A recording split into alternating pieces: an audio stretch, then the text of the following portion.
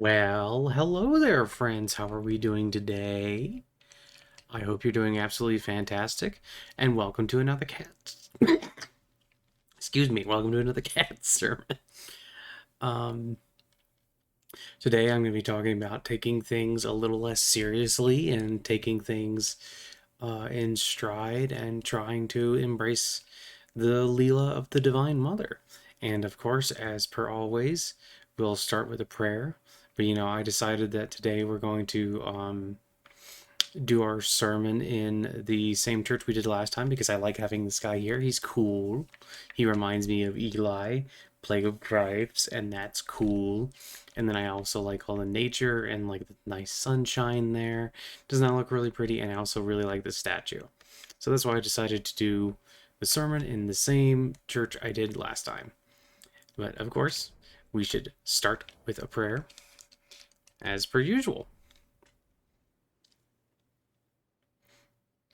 Oh God, please guide us. Guide us so that we may be an instrument of your mercy. Guide us so that we may have purified hearts. Guide us so that we may embrace the good and always run towards you. O sweet Mother, please plant the seeds of mercy in our heart and let them grow. O sweet Mother, please dance on the lotus of our hearts. Make it so that we are full of your love, Divine Mother. Make it so that we can get through life with love and prosperity. Make it so that we can be full of wisdom and can see you in all of creation. Oh, please, Divine Mother, guide us to enlightenment and guide us from the unreal to the real. Guide us from darkness unto light and guide us from death to immortality. Let us come home and sit on your lap and enjoy the sweet stories you tell us. Oh, Divine Mother, please guide us. Om Krima Kalikayi Namaha. Very good. Anyway, so today I'm going to talk about not taking things so seriously and also trying to be nice and relaxed and enjoying some stuff in life. And I'm going to start by referencing something from the Gospel of Sri Ramakrishna. This is Ramakrishna talking here, and he's talking about his encounter with the Divine Mother, Kali. The Divine Mother revealed to me in the Kali temple that it was she who had become everything. She showed me that everything was full of consciousness. The image was consciousness. The altar was consciousness. The water vessels were consciousness. The door sill was consciousness. The marble floor was consciousness. All was consciousness. I found everything inside the room soaked, as it were, in bliss, the bliss of God. I saw a wicked man in front of the Kali temple, but in him I also saw the power of the Divine Mother vibrating. That was why I fed the cat with the food that was to be offered to the Divine Mother. I clearly perceived that all this was the Divine Mother, even the cat. The manager of the temple garden wrote to Mathur Babu, saying that I was feeding the cat with the offering intended for the Divine Mother, but Mathur Babu had insight into my state of mind. He wrote back to the manager, let him do whatever he likes. You must not say anything to him. And I always like this story a lot. You see, Ramakrishna would make offerings of food to the Divine Mother, the Kali statues in Dakshineshwar. And sometimes he would offer her the food, and then he would say, "Oh, mother, you won't eat until I eat," and then he would eat some of the sacred food before it was given to the mother. He also gave the sacred food to the cat, and he said that, and he was known to sometimes talk to the cat, and he would say things like, "Oh, mother, this is the form you are appearing in today," and I just always thought that was really, really good, just really beautiful, because he was a true friend of God. He was a true avatar. He saw God in all things and the beauty of that. He saw um, even a lone little kitty cat was actually the Divine Mother, and I just always thought that was very sweet. And and I just want to share this little story with you guys because I thought it was kind of interesting too, because recently I sometimes have visions of God, and I have sometimes had visions given to me by God. But there was this dream I had, and it was kind of weird, but I'll share it with you anyway because it made me smile, and maybe it'll make you smile too. But in the dream, I was wandering around this gigantic Indian supermarket. It was a supermarket and it had like a lot of frozen aisles, and I was just like wandering around picking up food and going, food, and then putting it back down.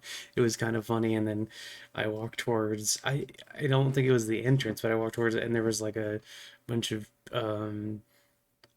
people who were, I'm pretty sure they were Chinese, and they were like making like traditional Chinese food. And I walked up to one of the counters, and the lady said that she would be right back and serve me. And then for some reason, as all this was happening, the place devolved into, or melted away into a stage, and a man came up and he kneeled in front of me and he asked me about the Divine Mother. And then there was a hand on my shoulder.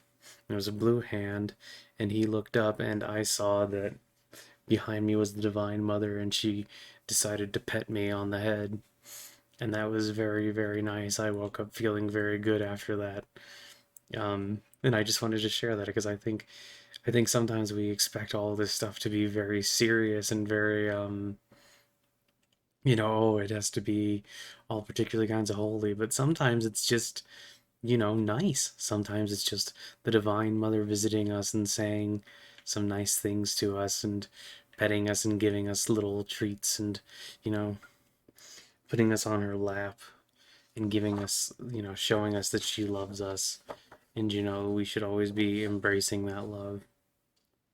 And, we should also be embracing the idea that there's not just one form of God to worship, of course. This is also from the Gospel of Sri Ramakrishna. And And this is M talking to Ramakrishna. Sir, I like to think of God as the formless. And then Sri Ramakrishna says back, very good. It is enough to have faith in either aspect. You believe in God without form. That is quite all right. But never for a moment think that this alone is true and all else is and all else is false. Remember that God with form is just as true as God without form, but hold fast to your own conviction. And that's kind of one of the amazing things if you think about it. Uh, we all get very serious and we all want to sit around thinking about, oh, what religion is correct or what form of worship is correct or anything like that. But the truth is, the Divine Mother has given us so many choices, and there's so many things that can fit different temperaments. Maybe, maybe you're someone who would be like a Muslim and worship God only as the formless, or you worship only like Brahman as the formless, or maybe you're like a Christian and you find a lot of peace in the form of Christ, or maybe it's Krishna or Kali or any of these other divine forms. God has given us numerous paths for us to walk and to run on and to run towards. And I think sometimes we take it too seriously. But there's also a quote here from Zhuangzi that or Zhuangzi. I'm pretty sure it's Zhuangzi is how you're supposed to pronounce it, but it's spelled Zhuangzi. So I'm gonna say Zhuangzi. Maybe I'm incorrect. Forgive me if I am. Flow with whatever may happen, and let your mind be free. Stay centered by accepting whatever you are doing. This is the ultimate. Life is very complex, and there's always crazy stuff happening. You never know when you're gonna look up and see a big church falling down on you or something crazy going on. You never know when something strange is gonna take place and, completely derail your plans. But the true mark of the sage, the true mark of the saint, is to walk with joy and to try and embrace joy wherever, and not to discriminate between people, but to treat everyone as part of the Divine Mother, the sweet Mother who has given us so many wonderful things and given us so much peace. And, she has this higher truth that we can access, which can get us over any suffering in this world. But, like Zhuangzi says here, we need to go with whatever happens. We need to be flow like water, flowing like water. Bruce Lee had this quote, and it was from Taoist philosophy, but I don't remember where the actual, if it was in Zhuangzi. I think it might be. But the idea is that you need to flow like water. And, when water goes into a cup, it takes on the shape of a cup.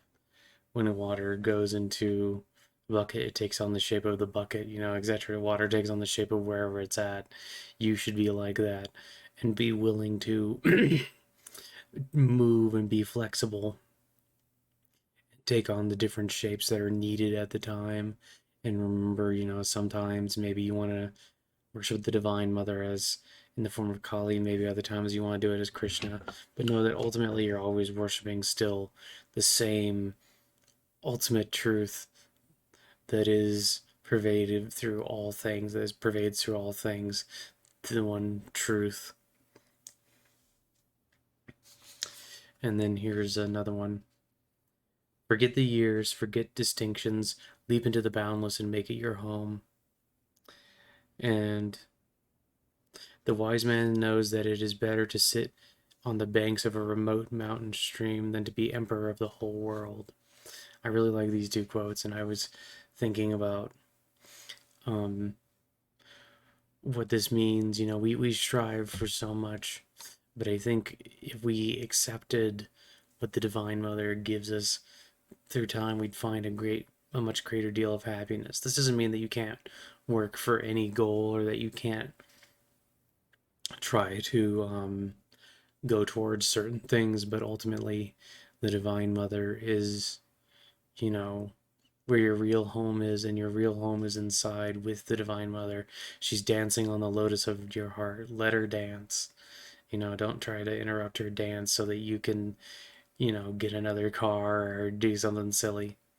Try to accept things as they come to you. And, acceptance doesn't mean that you just take literally whatever comes to you and just, never attempt to change anything in your life. But it does mean that you accept those roles and you're detached from what happens. And like that's the ultimate sign of a sage, is that you're detached from what happens, and it's not what happens externally that makes you happy. You're happy internally, and events happen around you, but they don't affect your internal happiness.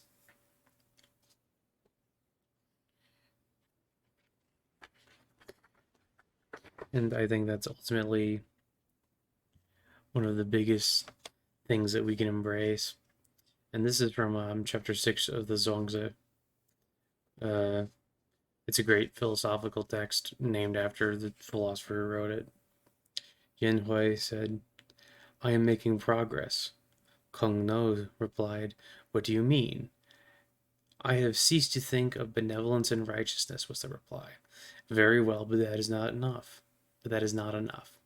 Another day, Yin Hui again saw Master Kung No and said, I am making progress. What do you mean?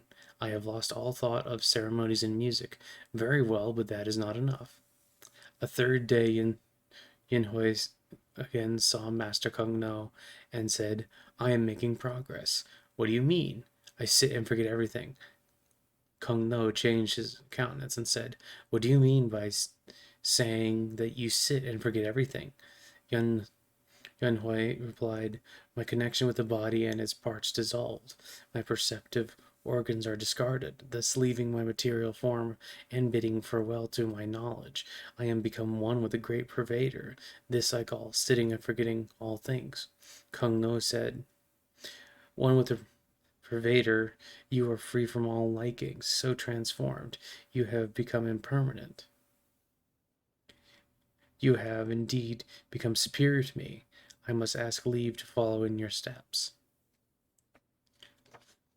I really like that. I really like the idea of fading into the impermanent, or well, not fading into the impermanent. That's kind of a weird way to translate that phrase, but fading in the pervader of all things, fading into God, which pervades all things, which is a part of all things. The Tao, we might call it in some cases. but God, which pervades all things, we can fade into God and pervade all things as well. We can see that reality and we can see the peace that it brings us. You know, all of the troubles of the world, if you look at them with the wisdom of God and the wisdom of the sage, you'll quickly find that they're nowhere near as bothersome or troublesome as you may have originally thought they were. And you know, if you approach everything with the ultimate goal being to love and connect with the Divine Mother or love and connect to God, then so many of your troubles will melt away. We like to sit and really dwell on our problems in a lot of cases, you know. We really like to try to control the things around us, and we like to lash out when things are inappropriate or when things don't go the way we want them to. But you know, ultimately, the best thing for us to do in all circumstances is to embrace the roles that God has given us. And you know, in some cases, we will still make moves to change things, but we should be unattached from the results, and we should always be trying to cling to the one thing that is actually worth clinging to, which is God. God is worth clinging to more than anything. And you know, and I was thinking about the nature of the universe. And one of the things that I always kind of found interesting about Hindu philosophy is there's this concept of Leela. And I have a little definition here. The term Leela has three basic meanings, each distinct in some sense, yet closely related. It may refer to play, sport, pastime, a diversion or amusement. It also conveys the meaning of ease or faculty, something that is mere child's play. And finally, it gives the sense that something that is not entirely real. It may be a mere appearance, a semblance, pretense, disguise, or sham. It may even convey the meaning of a kind of joke. It's kind of interesting if you really think about the divine Leela in the sense of the divine play of God across all of reality. She is enjoying this play. We are a part of the play. And if we look at it in the right way, we can also enjoy the play. We can enjoy the beauty of the things around us and even the scary things around us. And you know, something that's kind of interesting about this made me think about the Agoris. And the Agoris realize that if non duality, true non duality, is really the case, then how can there be pure or impure?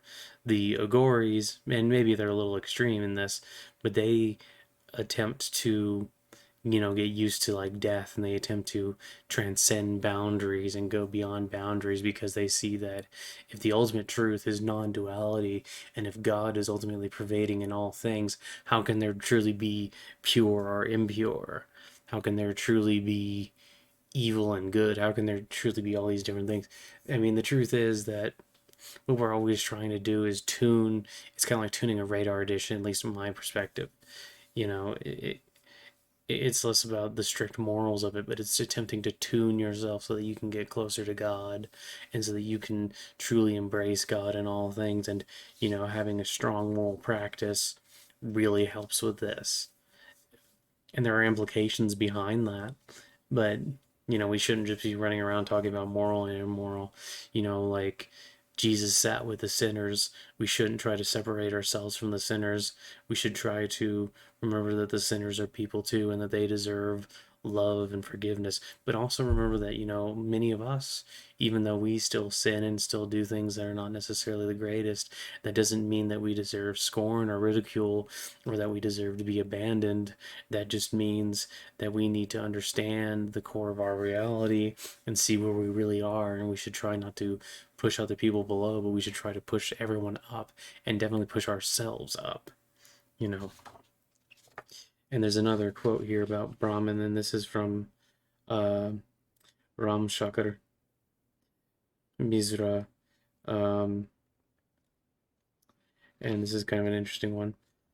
Brahman is full of all perfections, and to say that Brahman has become some purpose in creating or has some purpose in creating the world will mean that it wants to attain through the process of creation something which it has not, and that is impossible. Hence, there can be no purpose of Brahman in creating the world. The world is mere spontaneous creation of Brahman. It is Leela, or sport, of Brahman. It is created out of bliss, by bliss and for bliss. Leela indicates a spontaneous sport of activity of Brahman as distinguished from a self-conscious volitional effort. The concept of Leela signifies freedom as distinguished from necessity. This universe is part of the divine play. It is, or is the divine play. We get to see the way God plays and dances on the stage, and we all dance on the stage with her. We can have a reluctant dance and, you know, dwell on the bad parts of the dance, or we can embrace the full light of the dance and try to do our best to enjoy the dance. And, I understand there's a lot of perceived suffering out there in the world, but I've also seen that a lot of this suffering can be transcended. And it's kind of crazy to think about that when you think about some of the stuff that happens, but you can just transcend the suffering. And you can also, even though we're not all enlightened, we can still have better lives now. We can still have wiser ways to react to the darkness in the world. And, you know, we can still have better ways to flow with reality. And, I'll say it again, flow with whatever may happen and let your mind be free. Stay centered by accepting whatever you're doing. This is the ultimate. And the other one I like so much is forget the years, forget distinctions, leap into the boundless and make it your home. I really and truly appreciate these things and these teachings. And one of the marvelous things, there's a lot of things you can say about this day and age that maybe you don't enjoy things about this day and age, but one of the beautiful things is that we have the internet, which gives us access to so many different spiritual materials and so much philosophy and so much information and knowledge. And it's so easy to meet people from across the world. And there is something to be said for the difference between friends in your physical life and friends online, but we have this real connection that we can make with more of humanity, and we get to see more information, we get to understand more, and we get to be blessed by seeing so many creations and works of the Divine Mother, and we get to see that there is hope out there for all of the darkness that is supposedly out there. There's also a lot of hope and there's a lot of understanding. And, maybe part of what we need to do is not take ourselves so seriously and try very hard to let go of some things and to stand in joy. It's not just about like, we have to step up or lift, but step up or lift, step up or lift, but you can also have joy and happiness in this world, and it's not all just, you know, all all about like being tough. Like, no, there is real joy to be found in the world, but much more and much greater joy is to be found in the Divine Mother, in God. We can find our real joy and our real, like the real sway of the heart, the real dance. We can find ways to dance with the Divine Mother and enjoy her presence and enjoy what it means to feel her presence and enjoy what it means to feel true mercy and true love and to spread that mercy and love. We can really feel that. And, I think that's ultimately the purpose of life. Our purpose of life is to connect with the Divine Mother, connect with God, and feel joy. It's not to be miserable, it's to feel joy. And we can feel that joy, and we can, you know, let go of things and not be so attached to what's happening in the world around us and be much more attached to the Divine Mother. And I think that is ultimately what we should all do, and we should all embrace her and love her and extend and open our hearts up to her. I think that's ultimately the best course of action. But maybe that's just me. But I think it's made me really happy, and I get to be a kitty, and I get to be pet by Ma Kali. I can't help but say that that's pretty awesome. But hey, that's just what I wanted to share with you today. So here, let's have a nice little prayer to end it. Oh Ma Kali, please ease our minds. Let us see you in all things. Let us see your mercy. Please let the seeds of forgiveness grow in our heart and bloom into beautiful flowers. O Ma Kali, please guide us so that we may shine with the rays of 1,000 suns, with forgiveness, wisdom, and love in our hearts. O Divine Mother, grant that we may always come back to you, that we may always remember you. Grant that even our friends who don't believe with you still have peace in their hearts. Grant that we may all have peace and love in our hearts. And to invoke the prayer of St. Francis, because I love it so much. Lord, make me an instrument of your peace. Where there is hatred, let me sow love. Where there is injury, pardon. Where there is doubt, faith. Where there is despair, hope. Where there is darkness, light. Where there is sadness, joy. O Divine Master, grant that I may not so much seek to be consoled as to console, to be understood as to understand, to be loved as to love. For it is in giving that we receive, it is in pardoning that we are pardoned, and it is in dying that we are born to eternal life. Amen. God, grant us true knowledge and understanding, and let us be your servant, and let us serve the people around us. Let us embrace being helpful, and let us embrace mercy and understanding. Lord, please grant us strong faith and grant us that we may feel your presence in prayer and at all times. God, please guide us. Guide us from the unreal to the real. Guide us from darkness unto light. Guide us from death to immortality. Om Krim Mahakali Kaya Namaha. Well, there you go. Wasn't that just wonderful? Well, I hope you all have a wonderful day, and I hope that you all have a very blessed day. And, like and subscribe if you like to, and if not, that's fine too. I hope you are all having a blessed day and continue to be blessed. And may Valkyrie guide you in your life. Have a great one.